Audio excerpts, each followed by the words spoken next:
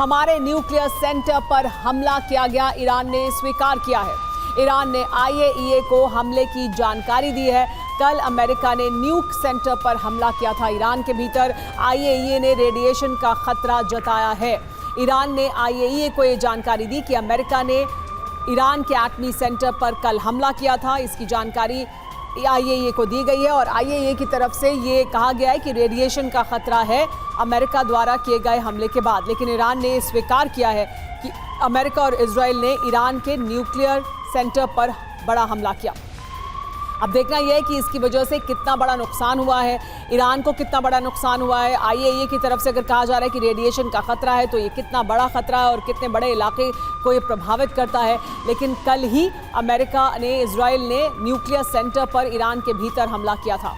America की लगातार ये रणनीति भी रही है। अमेरिका का एक बड़ा उद्देश्य भी इस युद्ध को लेकर यह है कि वो जो परमाणु क्षमता है ईरान की, उसे खत्म करे, बल्कि पूरी तरह से ध्वस्त कर दे परमाणु क्षमता को। और उसी के तहत ये हमला किया गया है न्यूक्लियर साइट पर, न्यूक्लियर सेंटर पर। इसकी जानकारी खुद ईरान ने IAEA को दी है।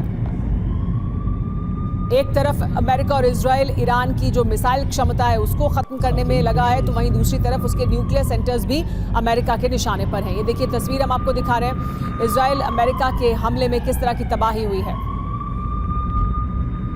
ईरान पर। लेकिन IAEA ने क्या कहा है वो भी जान लीजिए। बड़ा बयान दिया है, ईरान में हालात चिंताजनक है, कहा IAEA ने। परमाणु ठिकानों पर हमारी नजर बनी हुई है, ईरान के परमाणु प्रोग्राम पर भी हमारी नजर है, लेकिन गंभीर नतीजों से इनकार नहीं किया जा सकता। यानी जो हालात बने हैं, जिस तरह के हमले किए जा रहे हैं न्यूक्लियर सेंटर पर, उसकी वजह से इसके नतीजे गंभीर भी हो सकते हैं और इससे इनकार नहीं किया जा सकता, ये कहना है IAEA का। यानी जो रेडिएशन का खतरा है, उसकी वजह से होने वाले नुकसान का जो खतरा है, उसको भी आप नकार नहीं सकते हैं, क्योंकि हमले हो रहे हैं लगातार और स्थिति चिंताजनक बनी हुई है ईरान के भीतर रेडिएशन के खतरे से, क्योंकि IAEA कह रहा है कि इनकार नहीं हो सकता। तो देखिए हम आपको दो खबर दिखा रहे हैं, ये इस वक्त की बड़ी और अहम खबर है और बहुत चिंताजनक खबर है। एक तरफ IAEA ने स्वीकार किया है, IAEA को ईरान ने जानकारी दी है, बताया है कि ईरान के न्यूक्लियर सेंटर पर अमेरिका ने हमला किया था, कल ही ये हमला हो गया था। उसके बाद IAEA ने चिंता जाहिर की है कि जो नतीजे हैं वो बहुत ज़्यादा खतरनाक हो सकते हैं। इस बात से इनकार नहीं किया जा सकता है, जिस तरह के हालात अभी ईरान में बने हुए हैं वो चिंताजनक स्थिति को पैदा कर सकते हैं। यानी न्यूक्लियर रेडिएशन को लेकर भी खतरा लगातार बना हुआ है, उसके आसपास के जो इलाके हैं वहाँ पर भी जो खतरा है वो लगातार बना हुआ है और ये बहुत ज़्यादा चिंताजनक हालात हैं इस वक्त। हमारे साथ दीपक वोरा जी मौजूद हैं और दत्ता जी हमारे साथ मौजूद हैं, उनसे बात करेंगे। एम्बेसडर वोरा, ये बड़ी बात है, देखिए कि ये सबसे बड़ी चिंता की बात है। अमेरिका का ये कहना है कि वो न्यूक्लियर क्षमताओं को ख़त्म कर देगा और जाहिर सी बात है जो न्यूक्लियर सेंटर्स हैं वो टारगेट पर हैं अमेरिका के। लेकिन IAEA जो चिंता जाहिर कर रहा है वो कितनी वाजिब और ज़रूरी चिंता है और ये दुनिया के लिए क्यों चिंता का विषय होना चाहिए?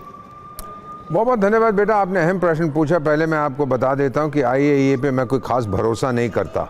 वो कभी कुछ कहते हैं, कभी कुछ कहते हैं, डरते हैं अमेरिका से, पैसे वैसे वहाँ से मिलते हैं, तो कुछ नाराज़ करेंगे उनको तो फिर वो उनकी फंडिंग ख़त्म हो जाएगी। दूसरी चीज़, ये न्यूक्लियर रेडिएशन लीक की बात तब होती है कि जब वहाँ पे जहाँ पे वो हमला कर रहे हैं कुछ न्यूक्लियर असला पड़ा हो, एनरिच्ड यूरेनियम पड़ा हो। ईरान तो कहता है ही नहीं, तो फिर अगर ये हमला वहाँ पर करेंगे तो फिर क्या, किस चीज़ को ध्वस्त करेंगे? अगर ईरान की बात यूरेनियम है, इससे तो इनकार नहीं करता, परमाणु हथियार नहीं है ये मना करता है, लेकिन एनरिच्ड यूरेनियम है, कुछ कैपेबिलिटीज है। अब ये कहाँ रखा है? अगर अमेरिका को पता लग गया तो हमला करेगा।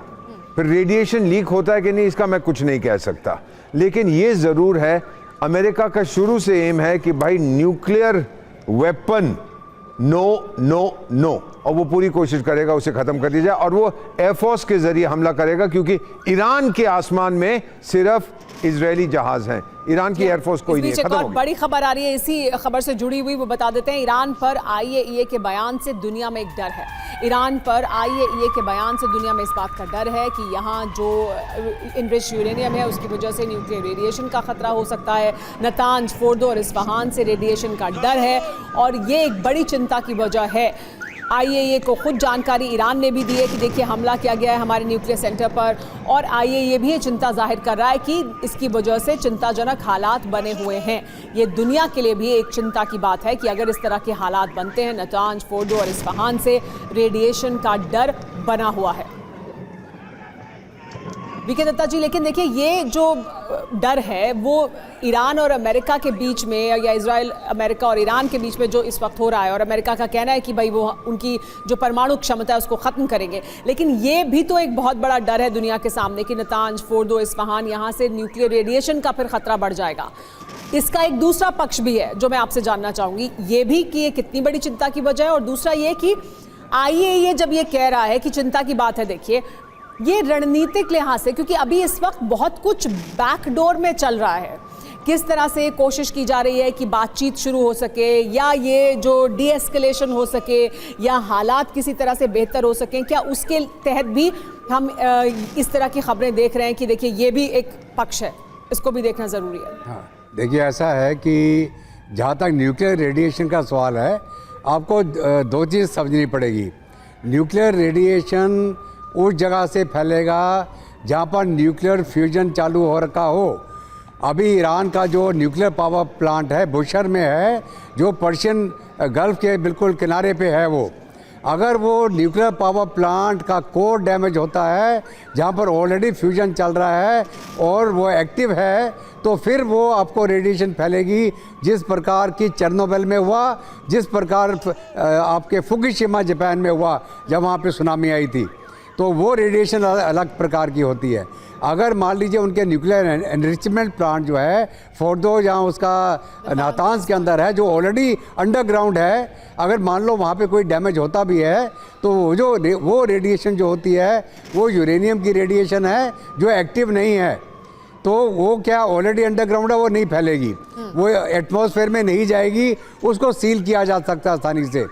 तो ये समझना पड़ेगा कि जो एटॉमिक एनर्जी अथॉरिटी बोल रही है, इंटरनेशनल एटॉमिक एनर्जी अथॉरिटी, वो उसका डर बता रही है कि अगर न्यूक्लियर पावर प्लांट का कोर डैमेज हो गया, उसकी रेडिएशन फैलेगी कहाँ? पर्शियन गल्फ में आने जाने वाले के जहाज़, उसके पार जो कुवैत वगैरह दूसरे मुल्क पड़ते हैं उनको ऊपर भी इसका असर हो जाएगा। जिस तरफ हवा की दिशा होगी उस तरफ वो रेडिएशन चल देगी। तो ये आपके समझ के लिए बताया मैंने। तो क्या ये एक तरह की कोशिश ये भी है एम्बेसडर वोरा कि ये ईरान की तरफ से IAEA को जानकारी दी गई है, IAEA ने भी चिंता जाहिर की है कि देखिए चिंताजनक स्थिति है, तो दरअसल ये दुनिया में एक डर पैदा करने की, बताने की कि देखिए ये भी हो सकता है। हालांकि अभी ऐसा हो नहीं रहा है कुछ, वहाँ ऐसा कोई अटैक अमेरिका ने नहीं किया है जो कि जहाँ पर कि एक्टिव यूरेनियम है, जहाँ पर फ्यूजन हो रहा है, वहाँ हमला नहीं किया गया है। लेकिन उसके जनरल साहब ने बिल्कुल सही कहा है, और IAEA के साथ तो ईरान कोऑपरेट करता नहीं था, उनके इंस्पेक्टर्स को तो बाहर भगा दिया था वहाँ से। अब उनका सहारा ले रहा है क्योंकि फंस गया है बुरी तरह से, उनका सहारा ले रहा है कहने के लिए भाई अमेरिका को बोलो खामोश हो जाए। एक तरफ से डिफायंस है, दूसरी तरफ से मैं जो देख रहा हूँ एक सरेंडर की तैयारी भी की जा रही है, लेकिन सरेंडर विद डिग्निटी। IAEA कुछ कहेगा, देखो जी ये हो जाएगा, वो हो जाएगा, चलिए मैं दुनिया को खतरे में नहीं डालना चाहता इसलिए मैंने हथियार टेक दिए हैं। तो ये डबल गेम जो मैं देख रहा हूँ वहाँ पे इस समय चल रही है। जी हाँ, और क्या ये दरअसल एक कोशिश है कि हम इसको कुछ डीएस्केलेशन हो, कोई सरेंडर हो, लेकिन फिर इस सम्मान के साथ हो कि हम नहीं, ये दुनिया चिंता जाहिर कर रही है, इस वजह से हम ऐसा कर रहे हैं।